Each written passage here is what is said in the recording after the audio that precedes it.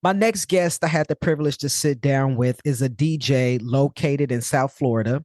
They are also an ambassador for South Florida Black Pride Organization. Within this episode, we discussed their career as a DJ and the intersectionalities of being a trans man of color. We talked about dating as a trans man. We discussed mental health. My guest gave some great advice on how to become mentally prepared to transition and steps that you should take and align your life and your mind and your body for transitioning. We also talked about supporting parents and non-supporting parents through transition. So this is a really great episode. And I often say this is a really great episode. But I think when I say that, I mean it's a great episode because it takes a lot for someone to be a guest on the show. It takes a lot to be vulnerable and come and share your story with folks that you don't know and whom you can't see. Right. And so this becomes a great episode because visibility equals possibility. And even though you're not visually seeing my guests and not visually seeing me, but our stories and the stories of my guests equals a possibility for those who are listening, right? So I hope that you enjoy this episode.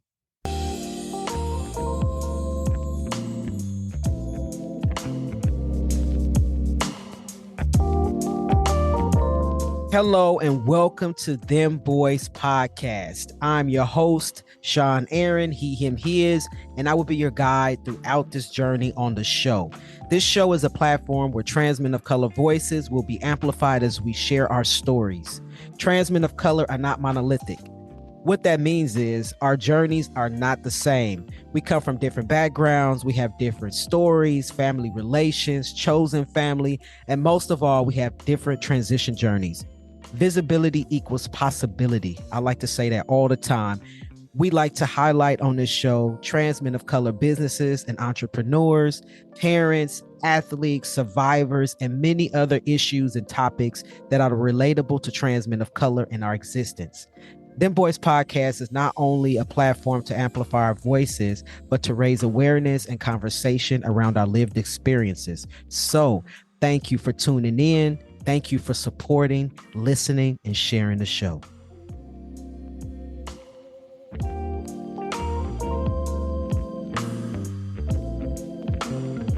Welcome to Dem Bois Podcast. I'm your host, Sean Aaron, he, him, his. And my next guest is a DJ. I mean, a real DJ, y'all. We talking about music. We talking about clubs. I don't think I've ever had a DJ on the show. Previous guests, if you were a DJ, I'm sorry, but this person I remember has been the first DJ on the show, and they are also an ambassador for a South Florida Black Pride Organization. So, welcome to the show. Yes. Thank you for having me. Yes, I'm so glad that you're here. You want to go ahead and introduce yourself? Yes, my name is Cameron. I'm a 30-year-old trans man in South Florida, Fort Lauderdale area. And I am a DJ. I DJ for weddings, clubs, corporate parties, birthday parties.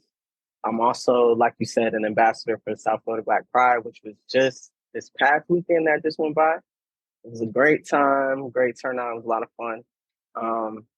I like to be with my community and not so much live like a stealth life.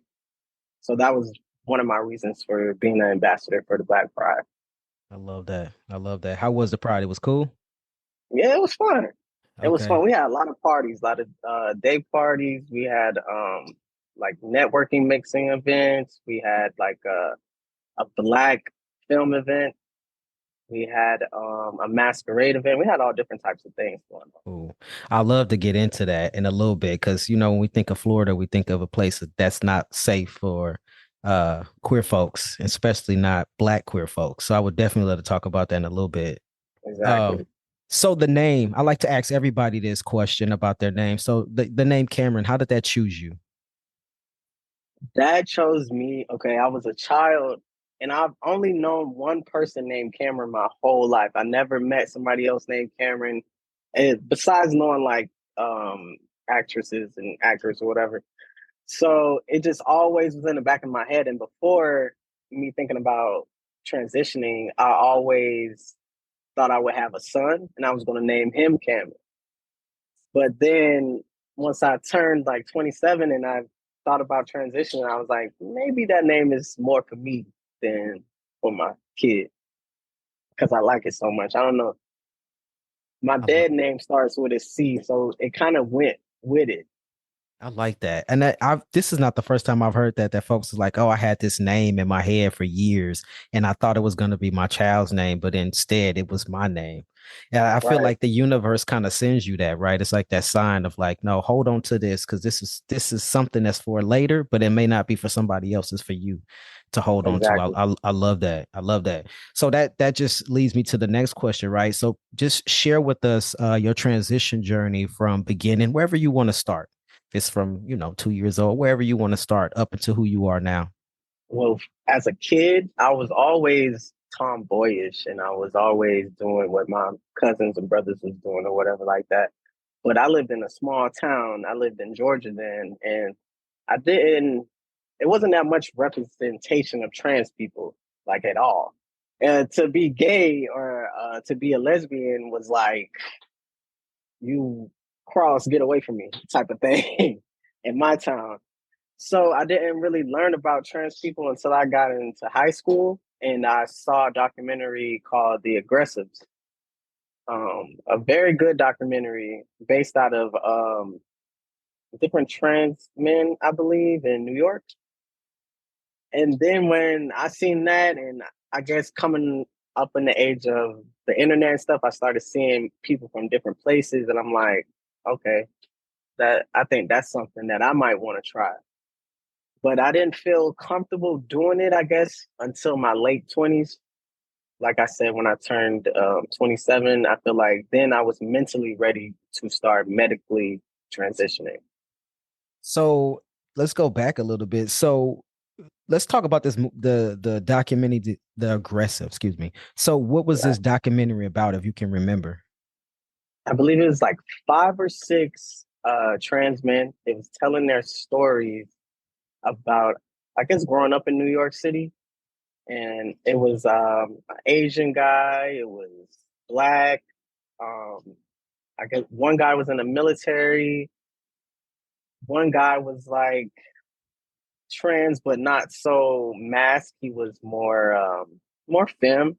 It's like different types of trans people representation. And then it also showed you like ballroom life, about trans men walking balls and stuff like that. So it really got me interested. When I first seen it, I was always, like I said, like a tomboy or whatever. But then when I saw that, I was like, I feel like them. Like I feel more masked than like a stud or AG or something like that. It really helped me, honestly, to feel comfortable and not feel so different. I'm like, oh, other people doing this. And then on the documentary, they're older than me. So I'm like, okay, this been going around. People been feeling this way. So I'm not alone. Was the thing that helped me the most. That's like goes back to what I always say, visibility equals possibility, right? So when we see Exactly. it, we visibly see something, we know that it's possible. Not that, they try to say, oh, gay people influencing kids to be gay. No, that's not what it is, right? No. And we're in an age of information, and you have the ability to tap into any bit of information anywhere around the world, and you're able to see yourself in people that maybe you didn't see yourself in before, right? You like, oh, that's a Exactly. possibility. Wait a minute, this is maybe how I'm feeling on the inside. I could do that exact same thing. So you think that's kind of like what that documentary brought out for you? Yes, it definitely did. I actually got the chance to meet two of the guys that's in the documentary. They're also coming out with a part two, I believe. It's supposed to be like a film festival. But no, that really helped me because it was like a couple in my hometown, it was like a couple of studs like here and there, but it wasn't like a, I don't want to say a popular thing yet, but it wasn't that cool yet to be gay. So I seen a couple people, but my mom was not for that. She wasn't. No, she's the girliest girl in the world. So for me to be the total opposite, it was like a no go situation at home. So seeing people like online and just trying to escape through that way, like really helped me. So you transition a little bit later in life. So in your late 20s, I transitioned a little later in life as well. So in my early 30s. So by Okay, that time, you had enough time to kind of like figure out who you were at 27, right? So exactly. so since you transitioned, how does your mom feel now? Like, is your mom a support system or not? Mm, I feel like she is, but at the same time, I feel like a tolerant thing, like because we never had the best relationship in general. So now I just feel like she loves me, but it's just, you know, she Mm. don't make it a big deal. We're not. She don't say anything negative about it, but it's like a don't ask, don't tell situation. I feel. So do you wish that there was a relationship there? Like, I mean, of course, right? Like a lot of folks, LGBTQ T plus, like trans folks, we all want that love and acceptance from our parents, right? And I always like to Right. say it don't even matter what the world thinks, right? As if you had the love and acceptance for your parents, you could take on the world. But so just thinking about that now, do you like wish that was a part of your life, or like wish you had that love and support that you couldn't deny, that you knew for a fact that your mom loved and supported your transition? Honestly, I tell people this all the time because a lot of people always ask me about that. Like, do you want that type of relationship? You still there? At one point, I did, and I feel like that was something that was really something I had to work on as far as learning that people are going to be who they are regardless. Like, I know for a fact my mom still loves me, but I know that we we might not ever have that kind of close relationship, and that's okay. I feel like as you grow and you start to build your own family and your own like tribe of support, you know what I mean? Like going through transitioning really shows you who's there for you and who's not there for Absolutely. you. That is absolutely true. The people that Yeah, love you for who you are, no matter what, gonna show up. And that's even to say that some people just don't have relationships with their parents, even if they're not a trans person or a queer person, exactly. right? It's Exactly. just knowing that, at the end of the day, your parents is their own person and you your own person, right? People Right. want to raise their children to be whoever they want them to be and actually Exactly. you should be raising a well-rounded adult, right? And Exactly. that adult goes away, and turns out to be the person who they supposed to be, and that's just it, right? And you just love them regardless. But some of Right. us don't get that regardless of our how we identify with ourselves. Right. So I want to go back to you said that you when you were 27, you felt Mhm. like you were mentally prepared to transition. You want to explain that a little bit more? I felt more comfortable with the decision. I felt more comfortable with myself. I feel like I've been through relationships and life enough to know what I want and what I don't want. And I felt more ready. When I was 21, I wasn't even ready to pay a bill, let alone I'm still not start ready a to pay a bill, and I'm transition. 42. Them bills still here though. They keep showing up. I'm not ready. Facts, facts, facts. True though, true. But I just felt then more confident in myself, being okay with even if I had to do it alone. Like if I didn't have the support and I just had to do it alone, I felt strong enough to do it. I felt ready. I felt as if in my early 20s, I really didn't know myself to start something like that. So to become mentally prepared, there are steps that you need to take, right? You can't just go up the Right, whole staircase. You got to take it one step at a time. right, What were right. some of those steps that you took to become mentally prepared? Man, life was kicking my ass. Excuse my friend. No, it's all good. You can say whatever you want here. This is a safe space. Man, life was kicking my ass. Going through it. Well, as soon as I turned 18, my mom was like, you could leave whenever. So I left.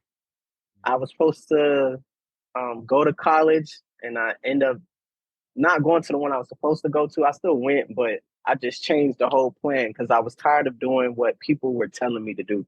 I was tired of living how people wanted me to live. I felt like I had a double life at one point, and it made it hard for me. That's why I said I didn't really know myself. It put me in a slight depression, kind of, and I didn't want to do nothing. I didn't have no ambition. I didn't want to work. I was trying to be out here in the streets or whatever. So it was really just going through life situations, relationships, and hardships that helped me mentally grow into the person that I am now. So you're saying pretty much that life prepared you. Yeah, pretty much. Yeah. Hey, this is Sean Aaron. I'm the founder and executive director of Dem Bois Inc. I am also the host of Dem Bois Podcast. As you may know, Dem Bois provides financial assistance to trans men of color in order for them to obtain gender affirming surgery. We have great news. We're currently looking for volunteers to help support our programs. Our programs include our gender affirming surgery grant program and also our personal care package program. We personally curate packages filled with personal hygiene items. Just to name a few, things like tissue, soap, towels, toothpaste, and toothbrushes. We mail them out to trans men of color across the country who may be in need of help caring for their personal hygiene needs. We are looking for volunteers to help raise funds to support our programs. Also, we're looking for someone locally to the Bay Area to help us put all of the care packages together. If our mission is something that resonates with you and you would like to help support our work, just let us know. You can send an email to hello@dembois.org. That is HELLO at DEMBOIS.org. And we will get back to you with further details. Thank you for listening, and I hope you enjoy the next episode. Did you seek any mental health, professional mental health services or no? When I first started for my homework therapy, I had a therapist. Okay. I know. So for folks listening that do know my story, who've heard my story, I don't know if you're familiar with my story, but in episode 3, I talked about surviving homelessness, and my story is similar to yours. When I turned 18, my mom was like, get the fuck out. And so I was homeless for 2.5 years, and I lived in my car for that time. And so that it definitely makes you grow up real quick, right? You definitely thrown out into the world, and you just got to figure shit out. And then you really realize that your parents didn't really teach you nothing because you like, to be honest with you, the world had to raise me. People that I ain't even know, that took me in, raised me. And that's how I learned to grow and become the person that I was. So I want to ask you this, for somebody that's listening and maybe they're older, they know how they feel on the inside and they want to transition, or maybe it doesn't really matter, right? They at that point. What is some advice that you can give to someone to help them become mentally prepared to transition?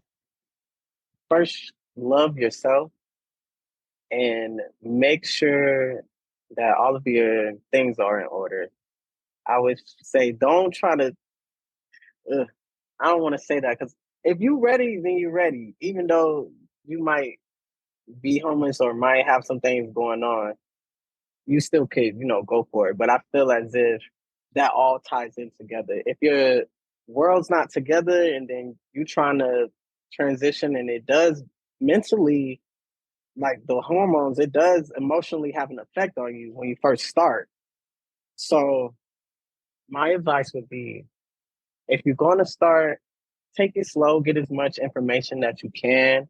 Make sure that when you make the decision, be confident in the decision.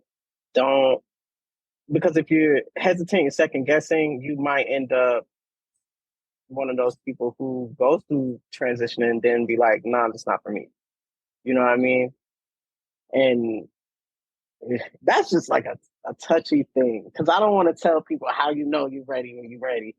Yeah. But it's kind of like a deep feeling. It's like okay, I got this. Like, it's like a light switch. Like, I got this. Why am I worried? Yeah. I mean, I get you though, not wanting to give somebody advice on being ready. But the thing about that advice, even if you give it, what resonates with somebody will resonate with somebody, and what doesn't, it won't. And that's okay, right? But it's important to give the advice regardless of who it lands on, because it might land on the right person.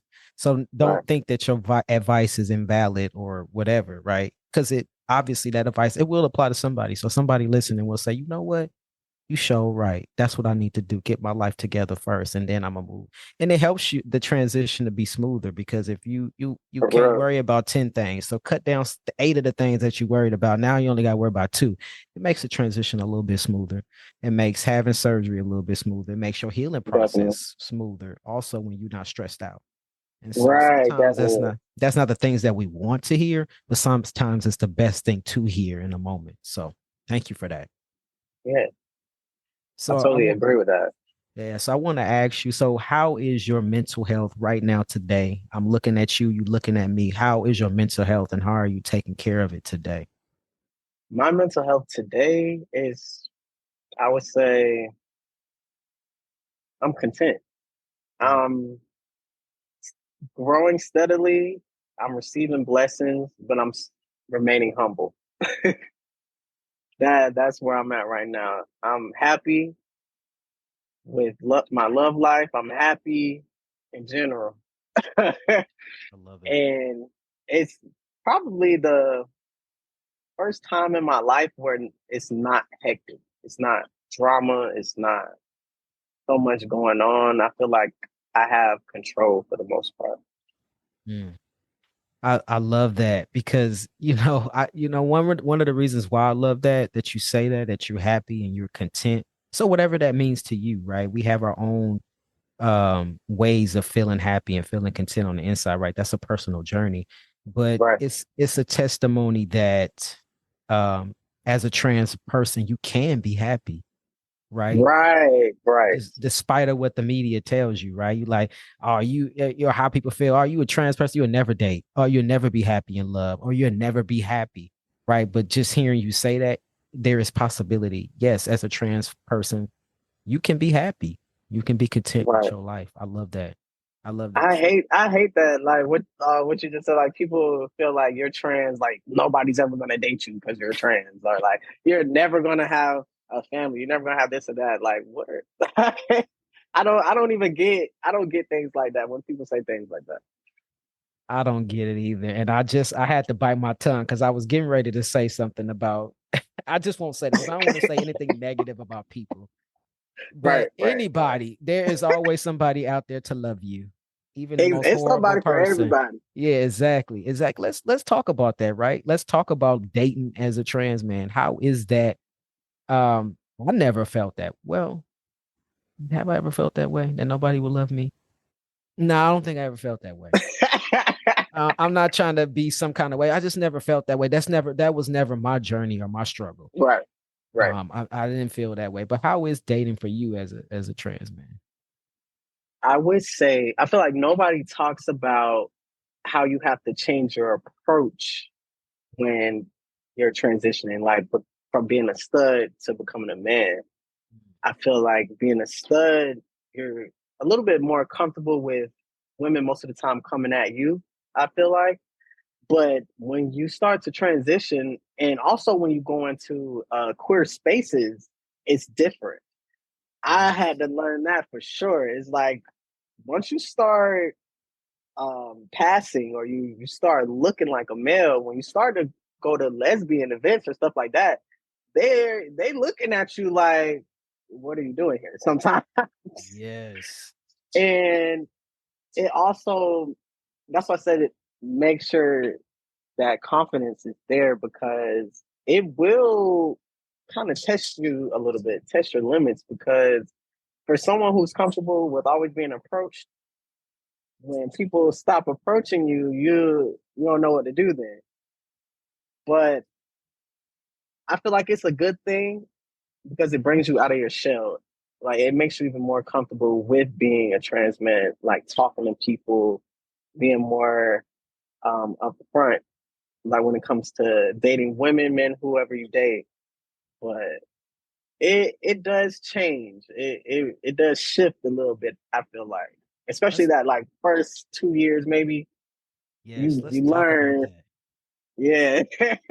I've felt that, but I've never been able to put it into words like you have, like you just did. I did Okay. because it's different when you a stud. You just walk into the room and it's just like you carry that different kind of energy that everybody like. If Right. you a woman and you like a masculine woman, you like, oh shit. That's the immediate Right. reaction you get. You like, oh yeah, I'm that one when you walk into a room. But it Exactly. does change as your body start to change, as your voice changes, as you get facial hair. I've always been bald. I was bald way before I transitioned. And so that was always like my secret sauce too. They like, oh, that's a stud and with a bald head. Oh shit. So that was something different, right? But now when I walk into space, and then when I'm hearing you say it, I'm trying to think back of when I was that lesbian in the room. Like, who was this man walking in here? And thinking like that man could have been a trans person as well, right? So I'm Right. looking at it differently. So I felt uncomfortable to the point where now I don't go into lesbian spaces because I don't want to take Right. up that space.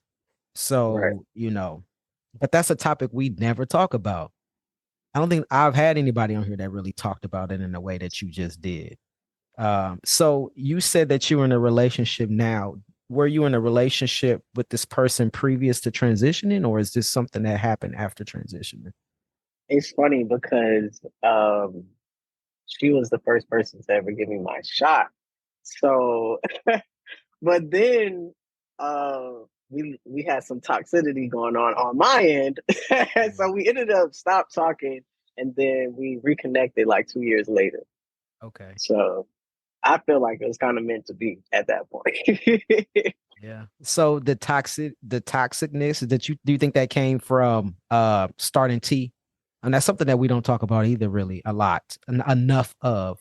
How much, yes, you want to be on T, yes, you want to medically transition, but it comes with a little bit of side effects as your body is like, wait a minute, what's It happening here? definitely does. So do you think that toxicness came from you because of T, or where do you think that came from, or was it something outside of that? I don't think the only thing I feel like T affected me with as far as relationships is my patience and anger and my emotions. I feel like as a stud, I feel I was probably more emotional then, and now I'm being an Aquarius too. At the same time, I'm definitely more nonchalant, adding the testosterone with that, and my patience. Woo, my patience. Testosterone has made my patience so low. It's made it so low, but after my first year, I kind of balanced my emotions. I feel like kind of chilled a little bit after the first year. But the toxicness, that was just me. That Okay. that was just me trying to still be out here doing all type of things. So you was feeling yourself. That's the kind of Right, toxic. right. Oh, okay, I got you. I got you. Okay, so it was your That was fault. me trying to be a player. Yeah. So you lucky you got the relationship back and you Right. got your shit together. I hope. And Yes. okay, Yes. good. Yes. Good. That is one Definitely. thing that we don't talk about enough of, right? Because I had the anger. My patience is real thin too. And as Right. I get older, it's even thinner. But I Right. remember my son would be like, Dad, it's time for your shot. Because if I didn't get it on that Tuesday and it was Wednesday and I was acting up, he was like, Did you have your shot yesterday? I'm like, You sure Right. right. You sure right. Let me get it together. Let me get my hormones together. You right. You right. Yeah, it affects you, right? And It that definitely does. I had to learn it. And my partner at the time, she had to call me in and be like, yo, this ain't gonna work if you don't get your attitude together. So I had also Right. somebody calling me in. I didn't realize it. I just thought I was being normal, but I actually wasn't being normal. And so I had to check that. So now I'm more aware of how I speak to people Right. and, yeah, all of that. So I'm glad you got that together. And Yes. so, Yes. Yeah, I'm a retired hoe. Retired. oh, I'm a newly born hoe. So I'm starting all over. You can't tell me shit at this point. Have So fun. Have yeah, fun. yeah. I get you. Hey, this is Sean Aaron, the host of Dem Bois Podcast. Are you enjoying the podcast so far? Great. I'm glad that you are. Would you consider donating today to help support the continuation of this podcast? As you know, this podcast aims to serve as a platform to highlight and amplify the voices of trans men of color and share our transition stories. The podcast not only aims to amplify trans men of color voices, but it also raises awareness around our lived experiences. You would like to donate? Where can you donate? Great. I'm glad that you asked. Link in our description will take you directly to Network for Good, whom we've partnered with in order to collect donations for the podcast. Or you can visit our website. On the website, click the donate button, and from there, you are able to donate directly to the podcast. All donations are tax deductible. What does the donations go to? Oh, I'm glad that you asked. Your donation will help to support our production costs. We are working with Jasmine from Pink Lady Productions that brings you this awesome content. And also, we pay our guests an honorarium. Pay our guests an honorarium? Yes, we do. Why? Because as trans men of color, we would like to support and uplift each other and honor the time that's given out to come here and share their stories. So If you love this podcast, share and donate. See you on the next episode. Take care. So, had you not retired and hung up your wholeness, how do you think dating would have been for you? Right, because it's easy to go with a person that's used to you and who knows you and knows your history and all this stuff, right? How do you think it would have went if you hadn't went back to this person? Well, before I can talk about my experience before we even got back together. Okay. I would say I was a little bit more lonelier, honestly. I talked to people here and there, but it was all a learning situation for me. I also didn't want to kind of start nothing new with someone, and I'm still figuring out myself with my early transition. And my therapist at the time told me that as well. Like, be careful trying to get into relationships because you're like mentally, it can kind of mess with you. Like having the drama, having so much going on, when really you should be taking care of yourself, at least for that first year. But dating wise, it made me change my type, I feel like. Testosterone, it like making my patience so thin, it just turned me off of a lot of things with certain people. But I guess that's a part of growing up too as well. You learn what you like, what you don't like, stuff like that. But the not being able to go to the same spaces I was used to going to was kind of hard as well. It made me feel like, well, where do I fit in now? Because I mean, yeah, you go to the straight bars, you go to straight clubs and stuff like that, try to socialize, but you always gonna feel more comfortable around the people that are somewhat like you, like queer spaces. But once I got more confident and realized, it's okay, you can't go here sometimes, but once I learned how to do my own thing, feel my own way out, it got easier before I, me and her got back together. I think for me, queer spaces are a little bit more comfortable. I think one thing that's hard for me is having to come out and say, okay, I look like this, but there's some other things you need to know about me, right? And so I Right, have a little hesitancy with that. I think queer spaces is a little bit more comfortable because supposedly, right, we talking about a safe queer space, right, a safe not a queer toxic space. queer space. You able to, because there are some. Let's not get it, Yeah, Um, yeah, yeah, I feel like I could definitely. be like, yeah, but I'm a trans masculine person. They like, oh, okay, either you gonna fuck with me and we continue on, or you're not, and that's Right, okay too, right? and that's My okay. Yeah, who I am and my body and whatever is not for everyone, and that's all right. So I'm glad that you found love and you found happiness and you are content. I love to hear that, and for listeners to know that yes, as a trans person, you can find love. Yes, as a trans person, you can be happy. Yes, you can be content. Yes, you can have a family, right? And that's easy Right. to say, but some people really doubt that. But I think some people also need to take in that sometimes it's not about you being trans. Sometimes it's just about your character, why somebody might not want to be with you. If yo, that makes sense. yes, I wish I had a Like if bell. you're I need not some shit, sound effects. nobody want to be with you, right? You need the bomb drop. Yeah, that's golden right there because I know a trans dude and he was just bitter that he don't have nobody. I'm like, it's because you a fucking asshole. That's just it. That's why you can't It's find not nobody. hard. It's not Yeah, hard. it's a personality flaw. I'm just saying. I mean, a little bit of therapy Exactly. and some other things may help you to be a better human being that somebody want to be around for a long period of time, including myself. Exactly. Yeah, I didn't want to be his friend because his personality was just horrible, right? So it's like Exactly. that's it. So I want to say, so you a DJ? Let's talk Yeah. about that a little bit, and I want to talk about that in a way that it applies to your transition. So were you a DJ before you transition? No. Oh, let's talk about that. Okay, so go ahead, go ahead. Okay. So pre-transition, my background, I was a welder, mostly like fabrication and stuff like that. And I didn't start DJing until this year. Wow. Okay. Right.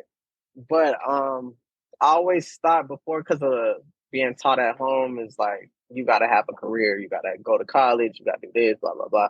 So I chose welding and doing that, but I quickly learned that that wasn't my calling. I always loved music ever since I was a kid.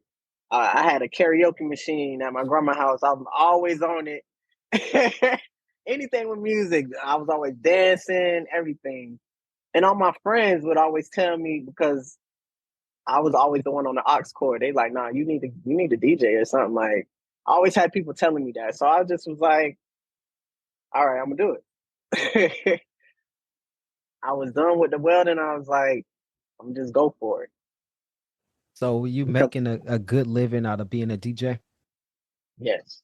That's what's And up.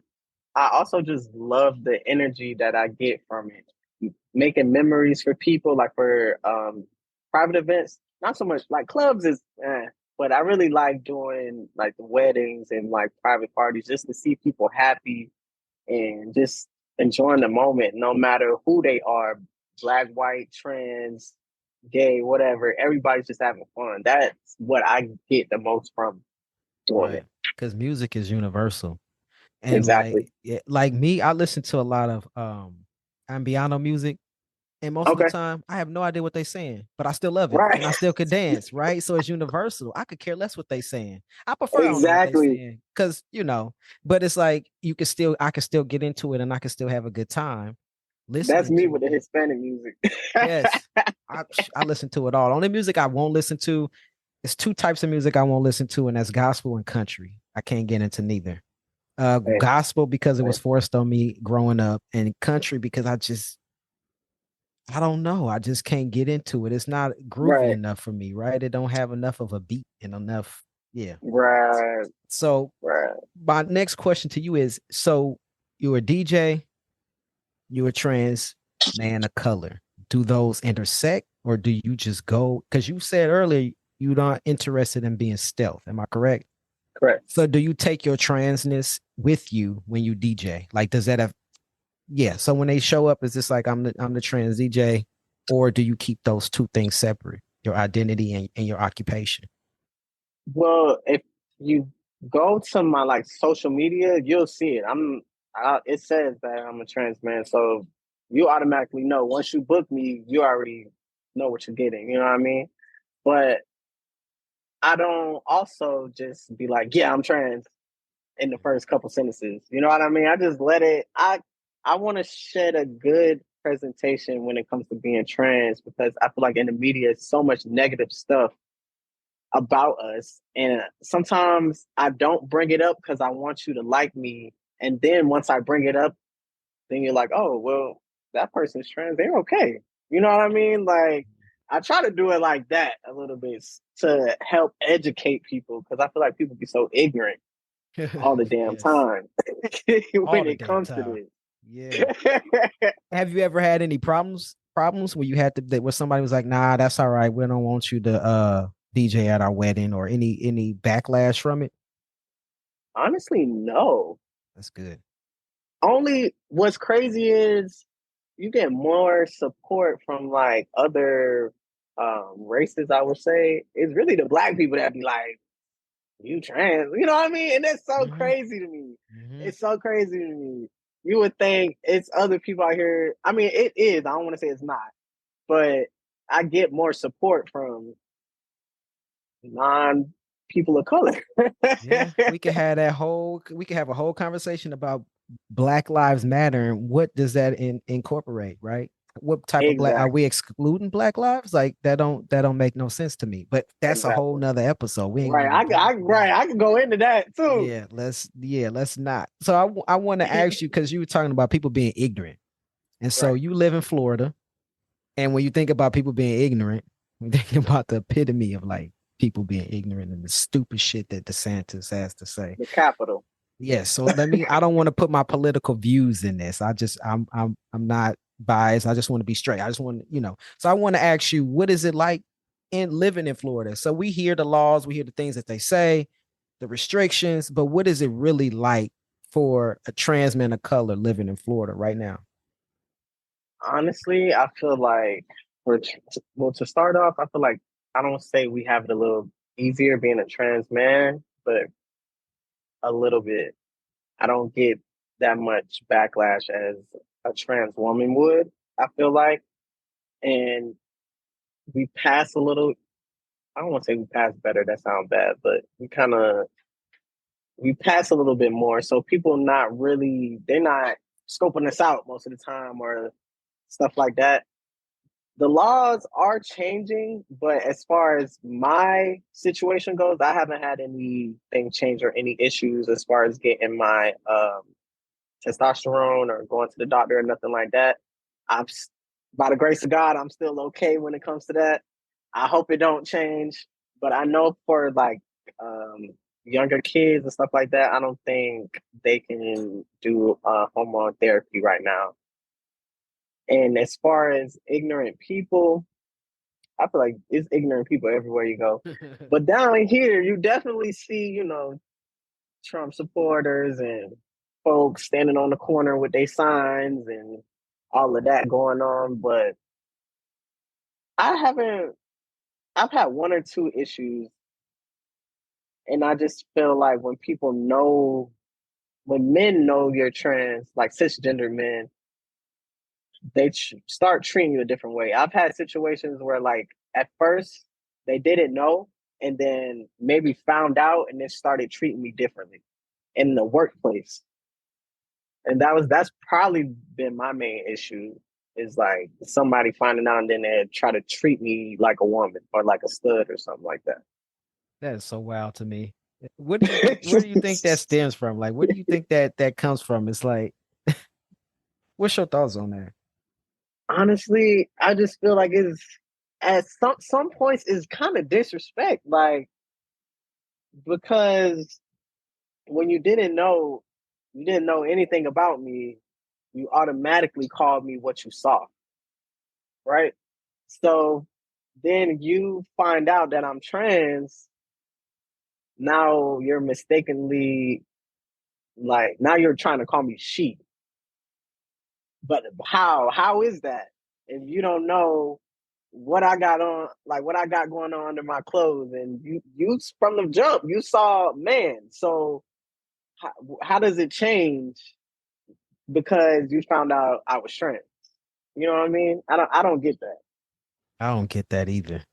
I was trying to find something smart to say about it or why it could happen or what people think. I can't think of nothing, to be honest with you, because you can't unsee what you see. Like if you see me as one thing, it's like looking at a dog and be like, find out the dog was a frog, and so now I'm gonna call you a frog. But it's like, but I still look like a goddamn dog. You know what I'm saying? That's two Exactly. separate animals in Exactly. size, but it's like the reality of it. You see a dog, like, and I told you I was a Exactly. dog. It makes no sense to me. It just the way people think and process information. I don't know. Maybe that person is feeling insecure in their own manhood, right? But your manhood has Right. nothing to do with my manhood. It's like, And that'd be the thing too. They'd be intimidated. yeah, I have no idea about that. Yeah. Anyway, yeah, we that's a whole nother episode too, right? To try to understand how cisgender men think about trans folks. But that's not our job, right? And we talked about That's that not our in job. the beginning. We talked about it before this recording started that what you eat is not gonna make me shit. So whatever you think about and whatever your problem is, that's something that you got to work with internally. But that has nothing to do with me. I'm gonna continue on to live my life authentically and be happy and be Exactly. content. And you can sit over there mad if you want to. That's your Right. business. Yeah. Right. So I want to ask you, like, is there any last bit of advice or any last little comment that you want to say to folks that are listening?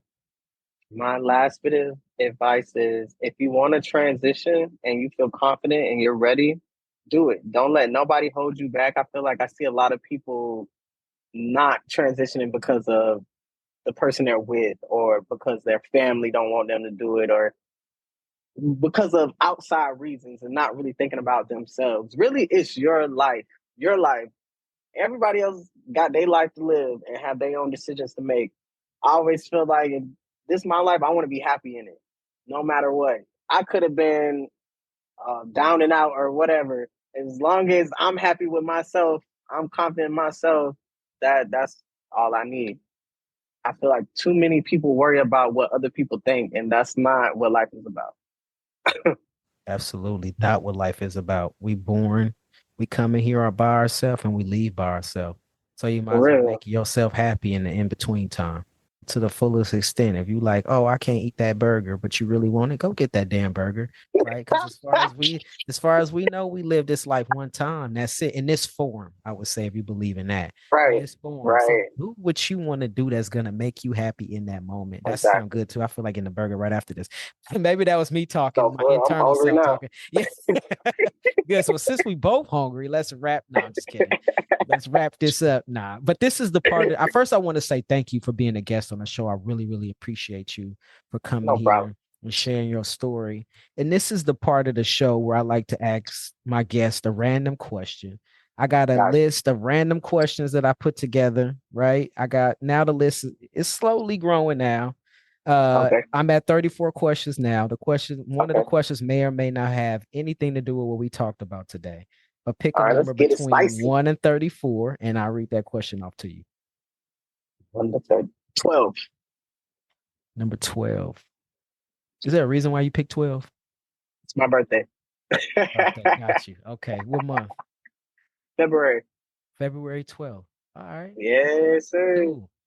Nice. All right. Number 12 say, what is your favorite flavor of ice cream? Cookies and cream. Cream. Okay. All right. Yeah, I don't think nobody ever picked this question before. My favorite is pralines and cream. Okay, okay. Yeah, yeah. That's like my grandma. She loved that. What you trying to say? You trying to say I'm old? Because that's always the old person flavor. Like, right? For That real. is nah. You got an old soul. You got an old soul. That's all that That's is. some shit. No, because if you ask a young person, they be like pralines and cream. What's that? Because it's hard to find too. You got to go to the Yeah, it good grocery is. store It to get is. that. It is hard to get the good version anyway. Yeah. So I'll take that then. Shit, I'll be old. I don't care. If you don't know about pralines and cream, go out and get you some. Eat some. It's delicious. It's my favorite. It's good. But Cameron, I want to say thank you for being a guest on the show. I appreciate you. Thank you for sharing your journey. Thank you for being vulnerable with us. And take care. Appreciate you. So we have reached the end of this episode. I want to say thank you for listening to Dem Bois Podcast. Once again, I'm your host, Sean Aaron, he, him, his. Be sure to visit our website at dembois.org. That is DEMBOIS.org. If you would like to connect with us, be sure to follow us on Instagram or Facebook. If you think you would be a great guest on the show, or if you know somebody you think would be a great guest on the show, there's multiple ways to request to be a guest on the show. First is you can go visit our Instagram page, click the link in our bio, and from there you'll be able to request to be a guest on the show. Or you can visit our website, click the programs tab up top, scroll down to podcast, click the podcast button, and from there on the podcast page, you'll be able to request to be a guest on the show. Yo, we need questions, y'all. If you have those burning questions, a question that you want to ask me or a future guest on the show, there's multiple ways that you can send in questions, right? So first, you can go to Instagram, DM us that question, or you can email us at hello@dembois.org. That's HELLO, like hi, at dembois.org. Be sure to like the show. Be sure to share this show out with your friends and other folks in your networks. So until next time, take care.